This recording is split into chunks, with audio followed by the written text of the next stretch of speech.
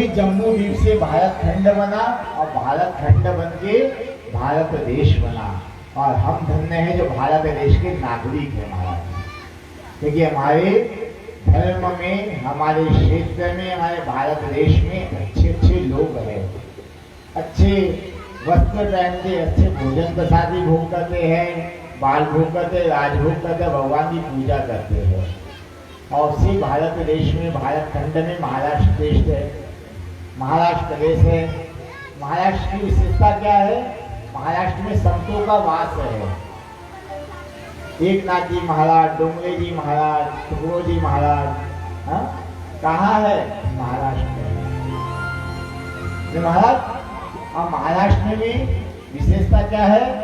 कन्हान की विशेषता एक है। 7 बज गई है, लेकिन विवेकानंद नगर के हर व्यक्ति भगवान की कथा को सुन रहे हैं। लोग कृष्ण का नहीं लाल की जय।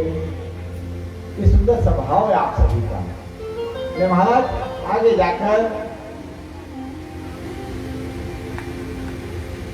कर्म प्रधान विश्व रखा, जो जिसकर मत सफल चाहता।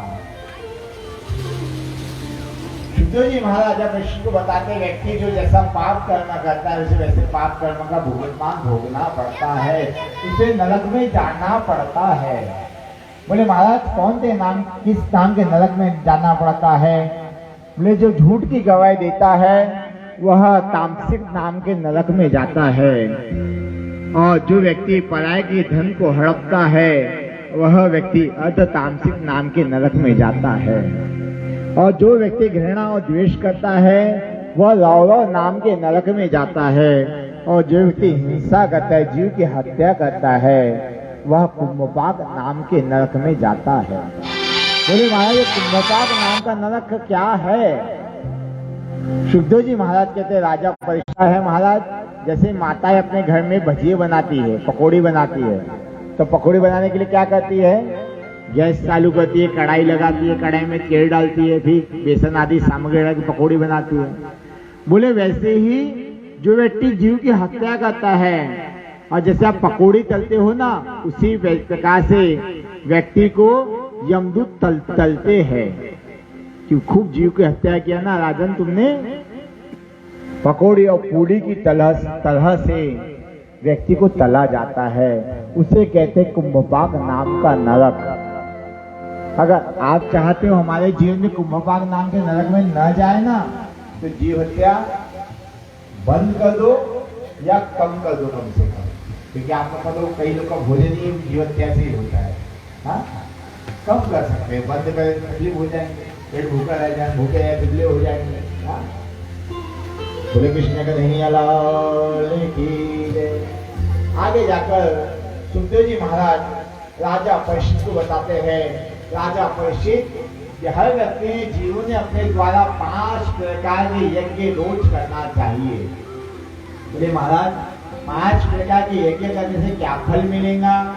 बोले जो व्यक्ति अपने द्वारा 5 प्रकार के यज्ञ रोज करता है ना, उसे जीवन में सुख और शांति की प्राप्ति होती है, धन की प्राप्ति होती है, अंत समय वैकुंठ की प्राप्ति होती है। बोले महाराज 5 प्रकार के यज्ञ कौन से है? सुखदेव जी महाराज कहते हैं जैसे आप आटे की रोटी बनाते हो और गीला आटा बच जाता है, उसकी छोटी छोटी गोलियां बनावे, उसे जलाशय में, तालाब में, कुएं में डाल देंगे। पहला यज्ञ बताया गया है। दूसरा, सूखा आटा बच जाता है, सूखे आटे में शक्कर मिला के झाड़ के आसपास डाल देंगे, दूसरा यज्ञ है। तीसरा यज्ञ है, आटा बच गया, गोलियां बन गई, उसके बाद छोटी सी रोटी श्वान यानी कुत्ते की बना गई। जो वे हम आजकल कलयुग में ये हो गया है, कुत्ते की रोटी नहीं बनाते हैं, अपने पति की रोटी बनाते हैं। पहले बच गया, पहले की रोटी बननी चाहिए गाय की, पहले रोटी बनाना चाहिए गाय की। उसके बाद अगर बच जाए और बचा लेना चाहिए, लास्ट बनाने कुत्ते की। तो माताएं क्या करती कलयुग में मालूम है? पहली रोटी बनाती गाय की बनाती नहीं है, खुद की बनाती है, खुद ही पा लेती है।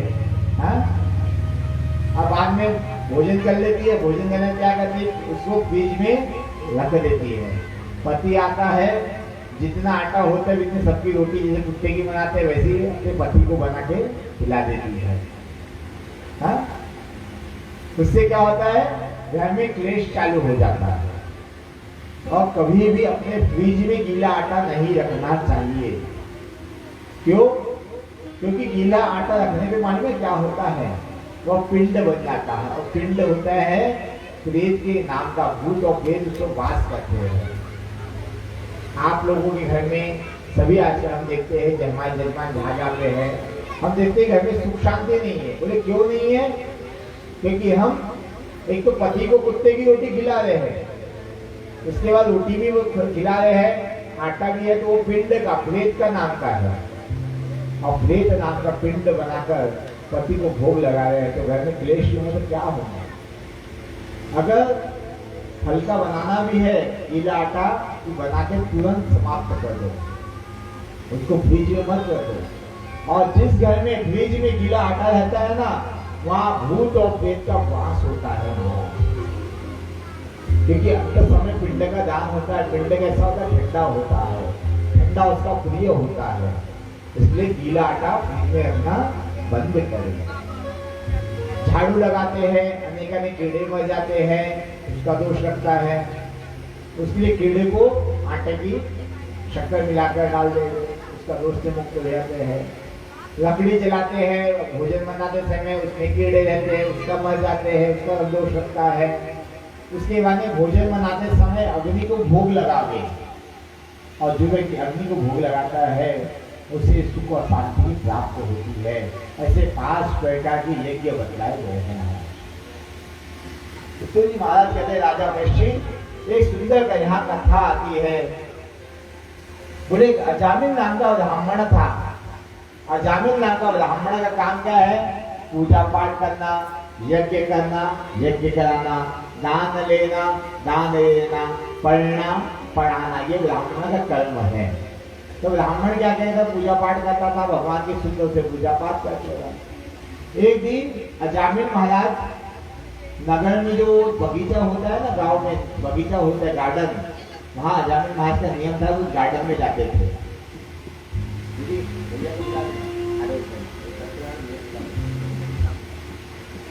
बोले महाराज, अजामिल जी महाराज क्या करते थे, गार्डन में जाते थे, वहां से फूल लेकर आते थे, परिक्रमा कर लेते थे, उसका उनका नियम था। एक दिन क्या हुआ, गार्डन में एक स्त्री थी। वह स्त्री क्या करती थी, पराये पुरुषों के साथ संग किया करती थी। स्त्री का काम ही था पराये पुरुषों का संग करती। बोले महाराज, एक दिन हुआ क्या, अजामिल जी महाराज ने देखा स्त्री ने पराये पुरुष में संग किया, और अजामिल जी महाराज का मन उस स्त्री पे लग गया। जब स्त्री पे मन लग गया महाराज, तो अजामिल जी महाराज जाते हैं, स्त्री से पूछते, देवी आपका नाम क्या है? बोले मेरा नाम है गणिका। बोले क्यों, मैं नाम क्यों पूछ रहे हो? बोले मुझे आपसे प्रेम हो गया, विवाह करना चाहता हूँ आपसे, इसीलिए आपका नाम पूछ रहा हूँ। बोले आपका विवाह हो गया है क्या? बोले मेरा विवाह तो हो गया है। बोले आपके पत्नी का नाम क्या? बोले सुनीति। जो वैश्यगमन करने वाली स्त्री थी उसका नाम था गणिका। वह अजामिल महाराज ने क्या किया, गणिका को अपने घर में ला लिया। और जिस घर में सुनीति जैसी माताएं हो, वहां घर कैसे होता है, सुंदर नीति से चलने वाला। सुनीति का मतलब है सुंदर नीति से चलने वाला गृहस्थ जीवन। और वहां गणित करने वाला व्यक्ति आ जाए तो दोनों की पटती नहीं है कभी भी, जोड़ घटाने में कम ज्यादा होता ही है।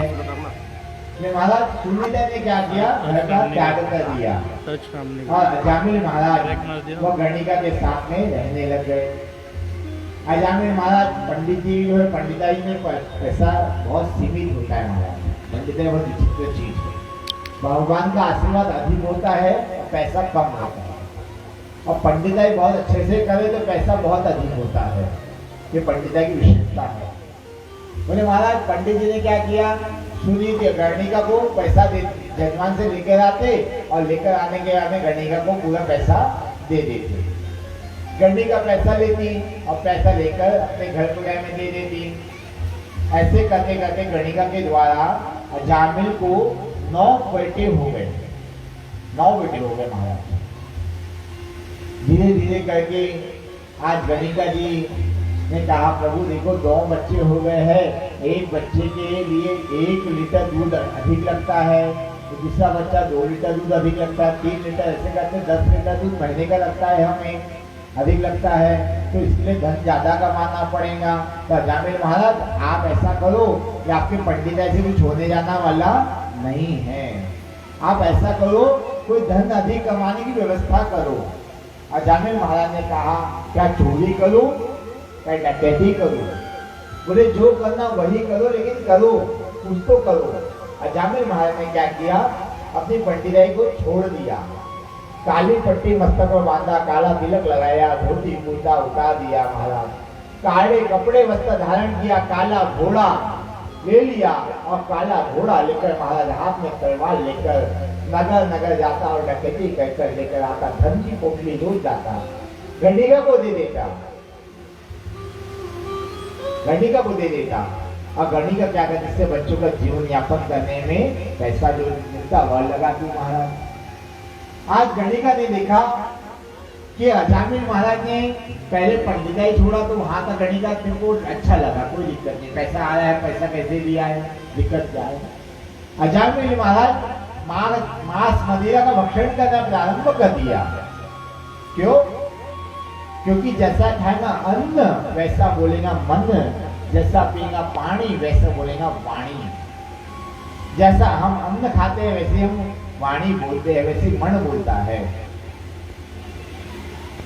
अब कलयुग में तो ऐसा महाराज आ गए, फिल्टर का पानी पियो, अच्छा ही पियो, ये अच्छा पीते हैं, अच्छा ही भूल जाते हैं। हाँ, ये कलयुग की विशेषता है। जितने लोग बढ़िया बढ़िया फिल्टर का पानी पीते हैं, लेकिन मन में अच्छा ही 1 पैसे की भी नहीं है। बोले महाराज आज अजामिल ब्राह्मण ने क्या किया, अपने द्वारा डकैती करना प्रारंभ कर दिया, जीव हत्या करना प्रारंभ कर दिया। गणिका को बड़ा दुख हुआ, बोले क्लेश होता था। कुछ संत महात्मा थे, संत महात्मा हरिद्वार से वृंदावन जा रहे थे, और वृंदावन के बीच में संत महात्मा को रात्रि बेला आ गई, रात्रि का समय आ गया। संत महात्मा रात में चलते नहीं है, क्योंकि क्यों नहीं चलते? क्योंकि नगर के बाहर क्या होता है, जंगल होता है, और जंगल में क्या होता है, हिंसक प्राणी रहते हैं। अरे हिंसक प्राणी रहते हैं तो उसके सामने किसी की चलने वाली नहीं होती है। और संत महात्मा के साथ में क्या होता है, अस्त्र शस्त्र तो रखते नहीं है। तो संत महात्मा ने सोचा कि अब रात ज्यादा हो गई है, ऐसे अवस्था में करे तो करे क्या महाराज। आज संत महात्मा ने अजामिल के नगर में रुकने का प्रयोजन बनाया। एक व्यक्ति से पूछते कि भगवान हमारे यहाँ पे कोई ब्राह्मण की सेवा करने वाले कोई संत है क्या, कोई महात्मा है क्या, कोई अच्छे घर परिवार वाले व्यक्ति है क्या, बताओ तो ब्राह्मण का सम्मान कर देवे। बोले कितने ब्राह्मण हैं? बोले हम 10 ब्राह्मण हैं, 10 संत है जो ब्राह्मण भगवान का नाम लेते हैं, वही हम हैं। बोले महाराज अच्छा।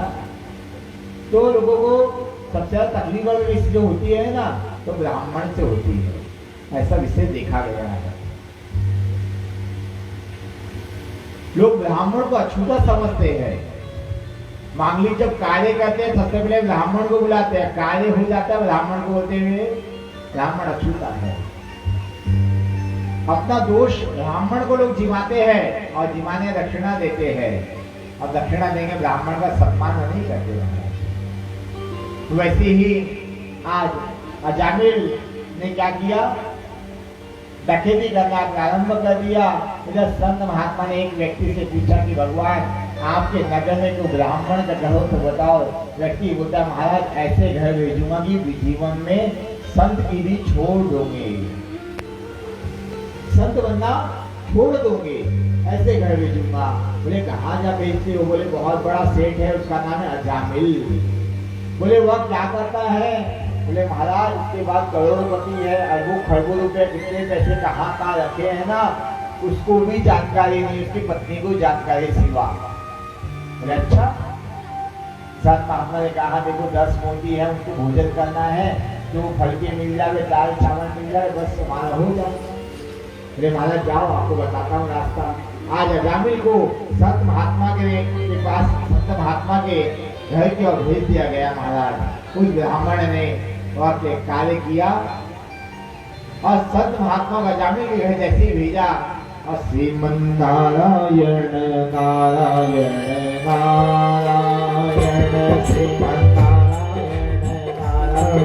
नारायण नारायण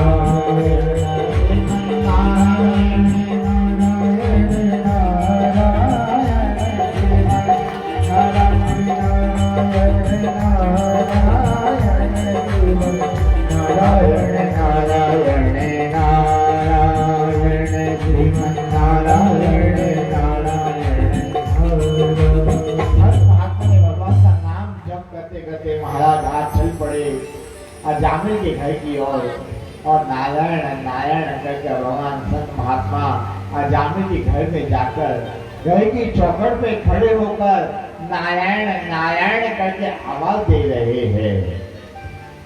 गणिका आती है और गणिका आकर कहती है महात्मा जी क्षमा करना। महात्मा जी का देवी क्षमा क्यों मांगते हो? ब्राह्मण की पत्नी है, देवी स्वरूपा होती है, गुरु माता होती है, वह प्रणाम नहीं करती। बोले भगवान ब्राह्मण की पत्नी मैं नहीं हूँ, मैं तो एक वैश्य गमन करने वाली स्त्री हूँ, लेकिन अब मैं क्या करूँ मुझे समझ में नहीं आ रहा। बोले देवी आपका परिचय? बोले मेरा नाम गणिका है, मेरे पति का नाम अजामिल है। बोले पंडित जी ना? बोले पंडित जी नहीं रहे महाराज आज। तो क्या बन गए? डकैत बन गए, डाकू बन गए। बोले देवी ऐसा कैसा हो गया? बोले मैं नहीं जानती मेरे पति ऐसे क्यों बन गए, मुझे जानकारी कुछ भी नहीं है। आज करे तो करे क्या, संत महात्मा को समझ में नहीं आ रहा।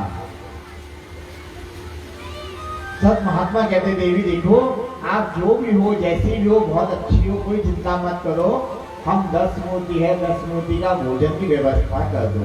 बोले भगवान मैं तो मेरे हाथ का अन्न भी आपको नहीं चलने वाला, जल मेरे पति को देती हूँ तो मेरे पति की बुद्धि भ्रष्ट हो गई, अनाज मेरे पति ने मेरे हाथ से पाए तो आज मांस का भक्षण करने लग गए, और मैं नहीं चाहती कि मेरा पति मार्ग पे चल रहा है वह मार्ग पे आप चलो। आज वह गणिका ने कहा महात्मा से क्षमा करना पंडित जी, मैं आपकी सेवा नहीं कर सकती। संत महात्मा कहते हैं देवी आप भोग